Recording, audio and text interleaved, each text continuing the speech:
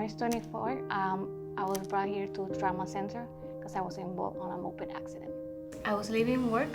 I went to drop off some paperwork. I was off that day.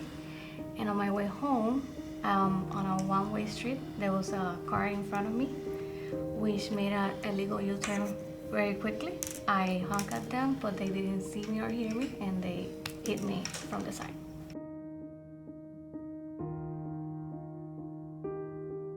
She came to Ryder Trauma Center, to our area, our resuscitation area.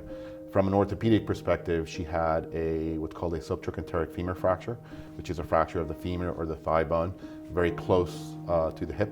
She also had a wound over her knee where the knee joint was actually exposed. So she was given fluid, she was resuscitated, and the plan was to take her to the operating room the next day. I treated this young lady after she developed a pulmonary embolism in the operating room. I met her shortly after coming up to the ICU while she was critically ill due to the stress on her body from the pulmonary embolism.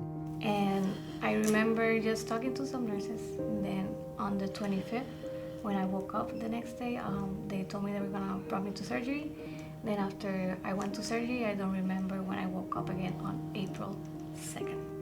Ryder Trauma Center utilizes ECMO in times of severe critical illness in order to rescue the most critically ill patients. Not only Ryder Trauma Center, but part of the larger Jackson system is able to support these massive pulmonary embolisms because of the numerous specialists that we have available, all with a particular interest and ability in treating these patients.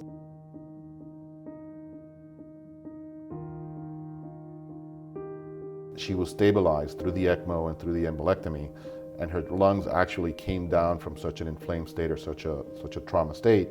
We were able to remove the external fixator and fix her bone with the titanium rod that we wanted to. When I tell my story, everybody is like impressed that I'm still here. Because of Ryder Trauma, I can still walk, I am still alive, and hopefully because of Ryder Trauma, I'll be running again